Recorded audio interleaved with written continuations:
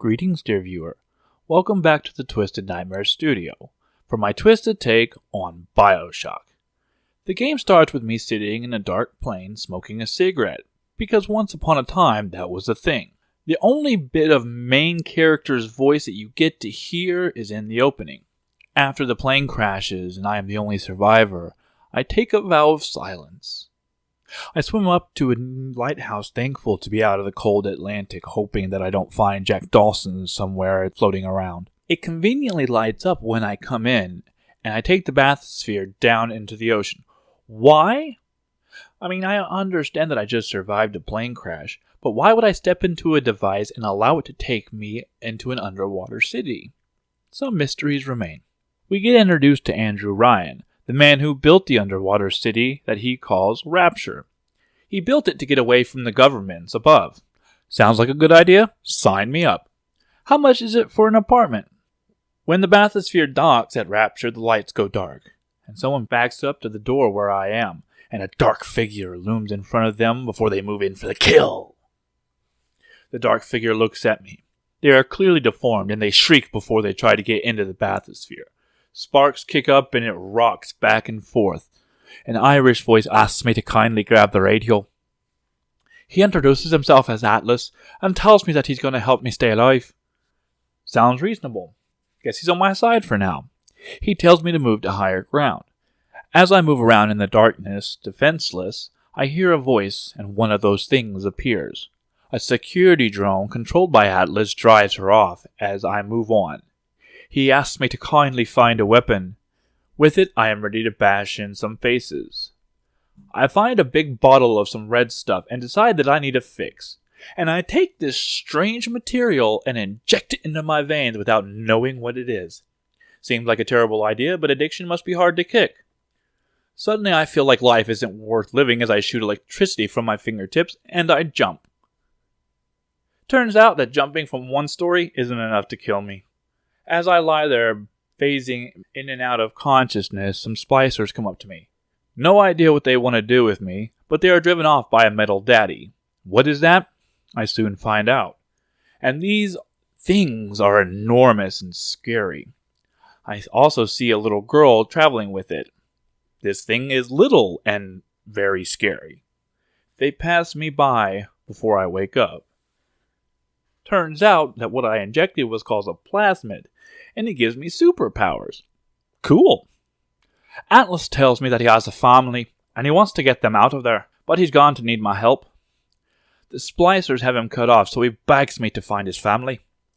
As a man with a family, I feel for him, so I decide to help him out.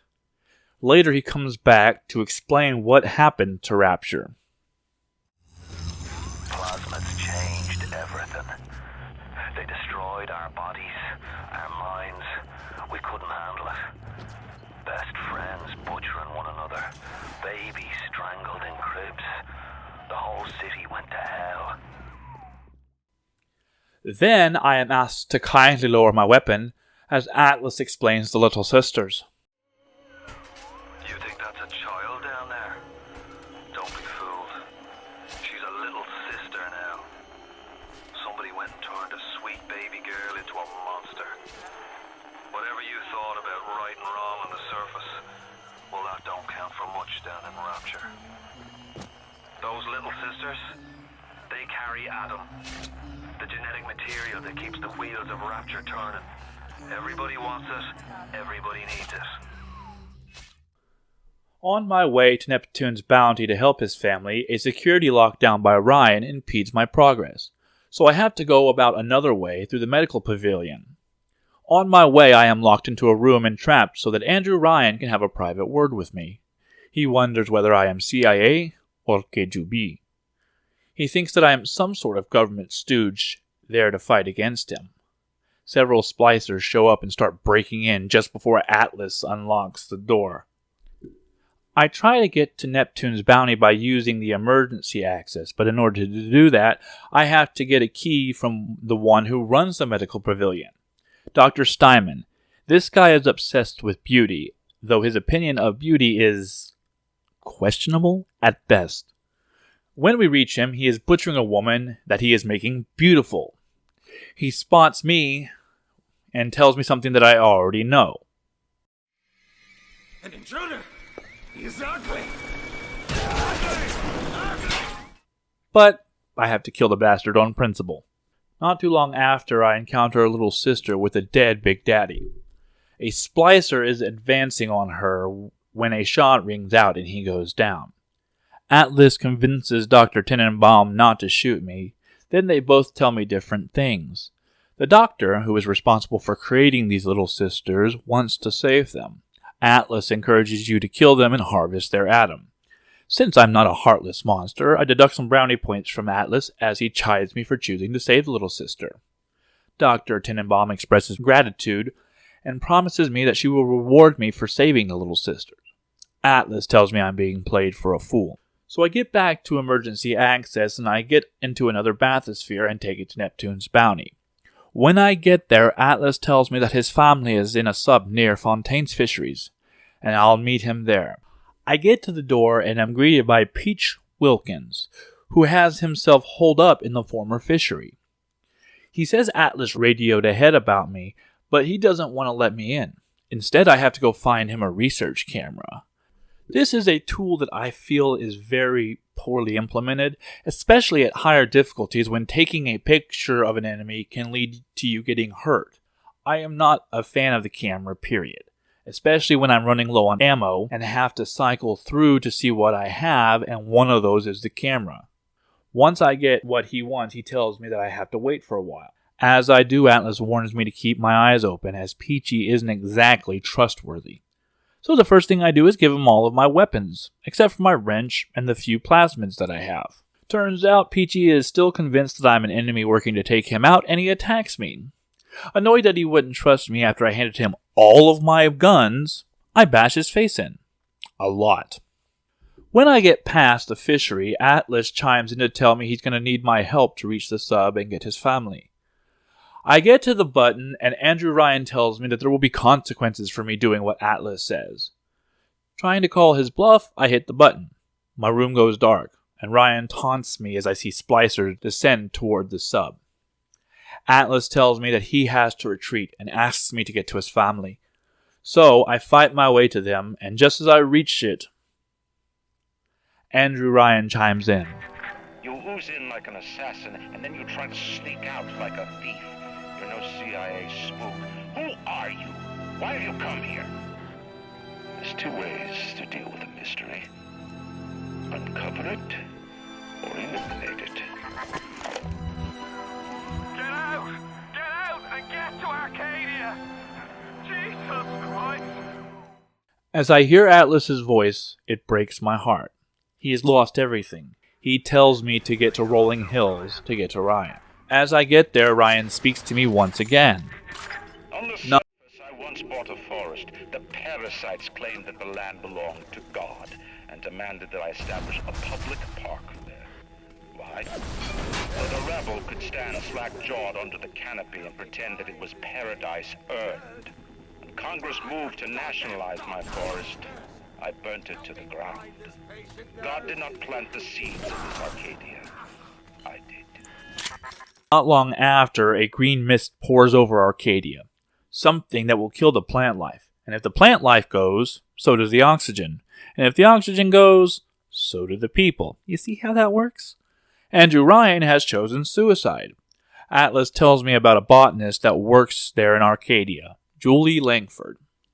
Turns out that in the event of the trees being poisoned, the entire city locks down and no one is able to leave. So I have to fix this in order to get out of here.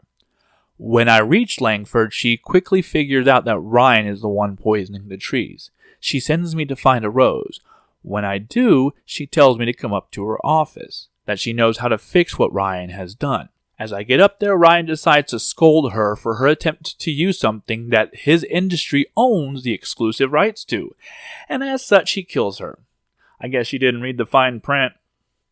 But what she did do was leave a message to me about how to get into her safe. In there I find the formula that will nix the poison Ryan is pumping in. Turns out that I need distilled water, chlorophyll, and enzymes extracted from honeybee spit. How nice. Once these are gathered, I make the Lazarus vector and start to spread it, much to Ryan's annoyance. He sends in splicers to attack me. Once I fight off a wave of splicers, I get through to the bathysphere in Rolling Hills and get to use it to go to Fort Frolic. Atlas tells me that Fort Frolic is under the control of a man named Sander Cohen. I try to skip through to another bathysphere quickly, but it is taken away. Then there's a new voice in my ear. Sander Cohen. He's blocked both Atlas and Andrew Ryan. Apparently he wants to spend an evening with me. And judging by what he does to the guy on stage, I'm going to say he's not going to respond well when I tell him I'm married to a woman. Turns out he's a bit of a loon. He's an artist and feels that the art must be perfect. He forces me to take a picture of the poor schlub on the stage. Turns out that he has a masterpiece that he wants to complete, and in order to do that, I need to kill 3 of the people he feels has wronged him. Once I do this, for whatever reason, I have to take pictures of each and then post them up on his newest work. Once I am done with the masterpiece, he comes waltzing down the stairs like he's the belle of the ball. He looks up on his work with delight, and I start to wonder what weapon I will use to kill him when he betrays me. But he doesn't. Instead, he opens up the way, as he said, and even gives me something as a keepsake. For this, I decide not to kill him, even if he is crazy. And so I take the bathysphere to Hephaestus. When I get to the outside of Andrew Ryan's office, it turns out to be pretty well fortified. He calls me a worm, and that hurts my feelings. But I realize that I can't get to him and will have to figure out another way. Turns out that Anya Andersdotter has been using her body to figure out how to get to Ryan. Turns out this wasn't the only time she'd been nailed in her attempt to get to Ryan. Eh? Okay, I'll go sit down in the corner and think about my mistakes. So, turns out that in order to get into his office, I'm going to need to set off an EMP in the core. In order to do this, I have to get a few items. The entire time, Ryan is talking to me, insulting me, asking me what I'm after, what Atlas has offered me. He tells me that I will be betrayed by Atlas. Once the EMP goes off, I have to escape the core and head back to Ryan's office. Turns out that Ryan knows when he's beaten. And as before, when he was ready to sacrifice all the oxygen to kill everyone, instead he decides to detonate the core, killing everyone much faster than through asphyxiation. Before getting to his office, I see a wall of conspiracy, as I call it, with red strings, a lot of articles, and pictures of the offending parties. The words, "Would you kindly," clearly written across the board. Then there is an audio log labeled "Mind Control Test," and You do that to your puppy? She's very pretty. Thank you, Papa. Break her neck for me. What? Break that sweet puppy's neck. No, please. Break that puppy's neck. Would you kindly? No. No.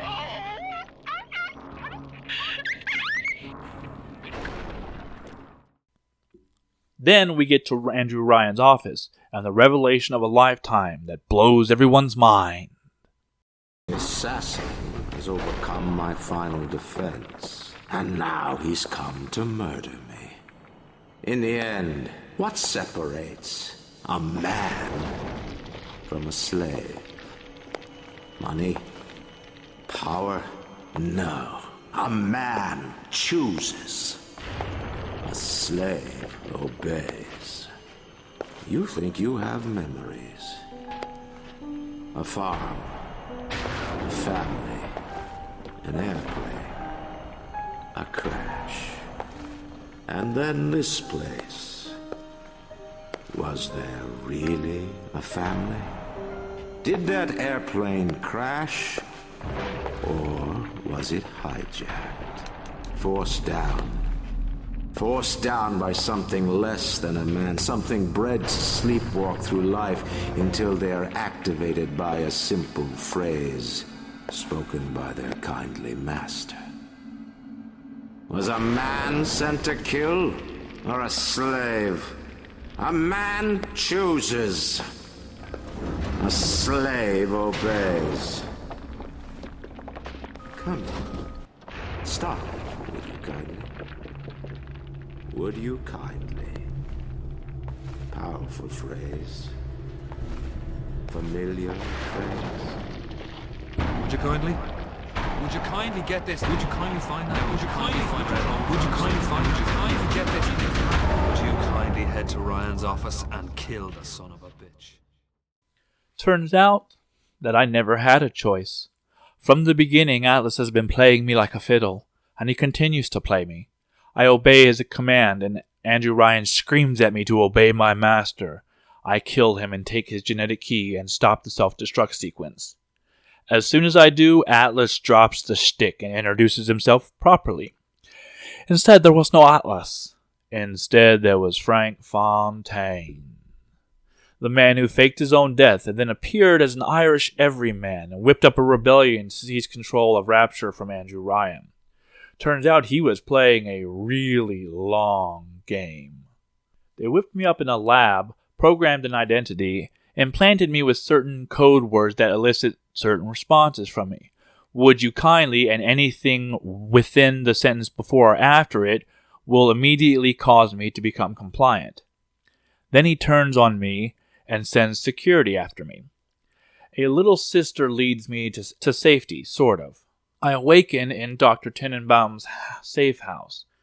She reveals to me the truth. I was his tool, born in a lab, brought back in his time of need to save him. While I slept, she undid some of the conditioning that has me under his control.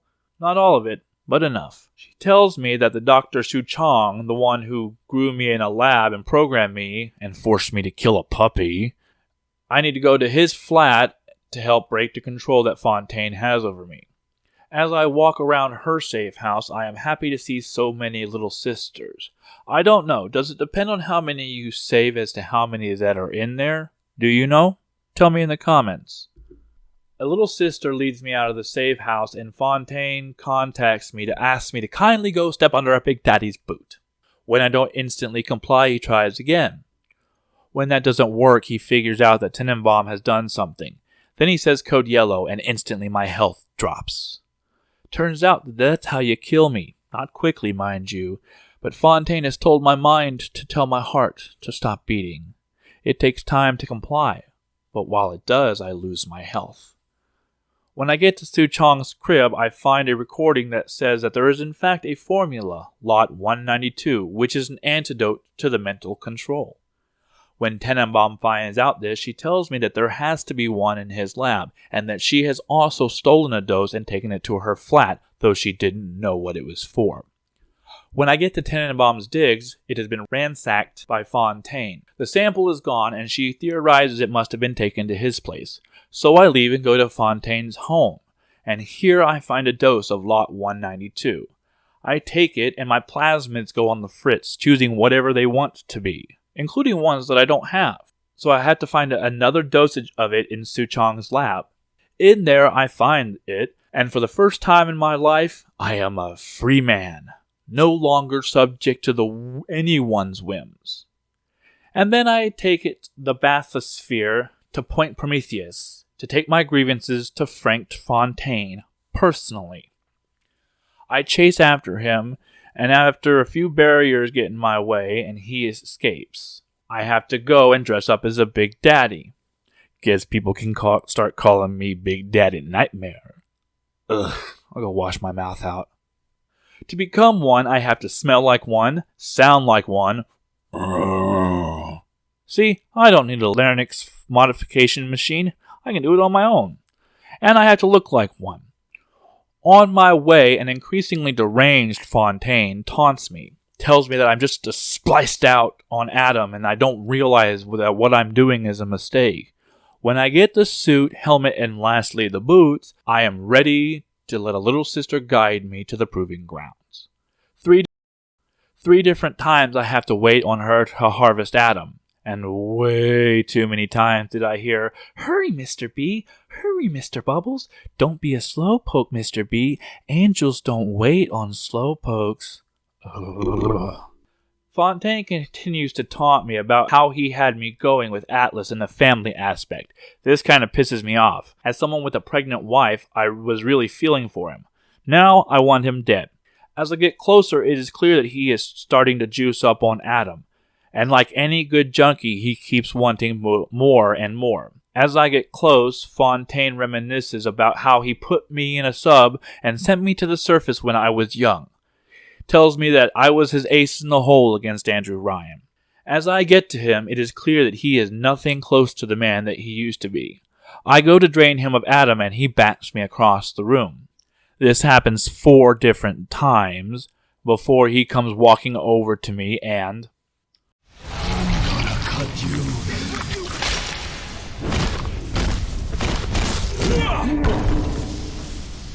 I had you built. I sent you topside. I called you back, showed you what you was capable of. Even that life you thought you had, that was something I dreamed up and had tattooed inside your head. Now, if you don't call that family, I know what is. And now...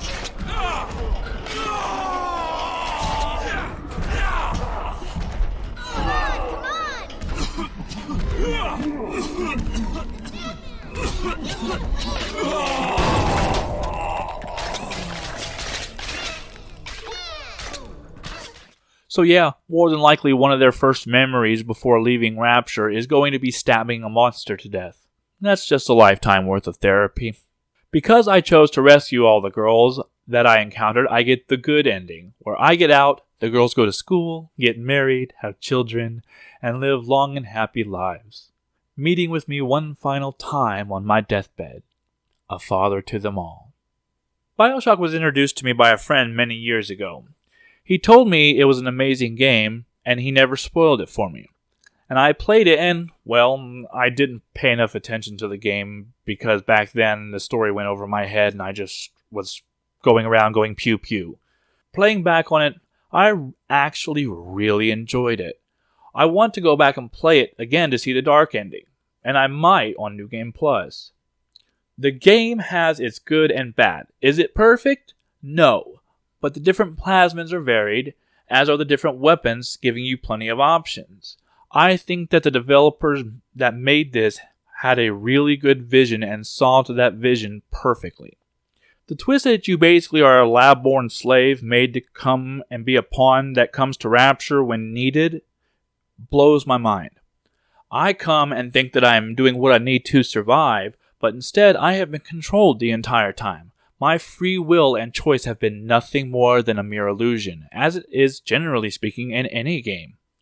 It is a meta-commentary on gaming as a whole, for you are never truly free to do what you want in games. There will always be limits and boundaries. Whether it is map boundaries, that the protagonist cannot swim and dies in ankle-deep water, or the fact that you have a special ability but it only works at certain times or in certain ways. There's a hacking minigame that I feel is not well implemented. Perhaps it's because I'm really bad at it, but sometimes it seems to start and move before I've even started moving pieces. It is a minor gripe, as there aren't many hacking games that you have to do, and the ones that you have to do are often easy ones.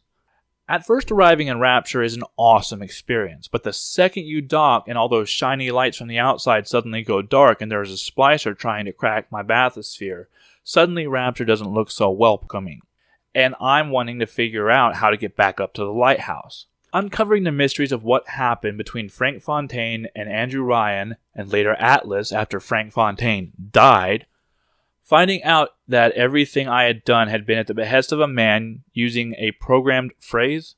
It was astonishing to watch Andrew Ryan accept his fate while screaming at me that I am nothing but a slave, because I cannot choose to simply walk away. I must kill him. Watching Fontaine slip into more and more of a hysteria as I get closer to reaching him, he planned for everything but for Dr. Tenenbaum's crisis of conscience, which led her to breaking me of my mental conditioning, leading to Fontaine's ultimate downfall. This game is definitely a masterpiece, and there is no wonder that it makes people's top 10s and top 20s a lot of times. The story it tells is as detailed as you want it to be. Yes, you can get the basic story, and that's enough. Or you can listen to all the audio logs labeled as diary entries. Through these, I can piece together more of the story. The idea of a city under the sea is fascinating. though I would love to see Rapture during its prime before it fell apart and had all the mutated splicers running around. What it must have been like. While the graphics and characters don't exactly hold up today, they look bad, but the acting for each character is top notch. Atlas's care for his family, though it turns out to be a trick, had me going. Ryan's taunting and death at the end was awesome, and I was glued to the TV watching him as he screamed at me to obey, even when doing so was killing him. But the point is made. I have no self-control, and I have been doing as I was told. So, what did you think of Bioshock? Do you think it's a masterpiece or horribly overrated?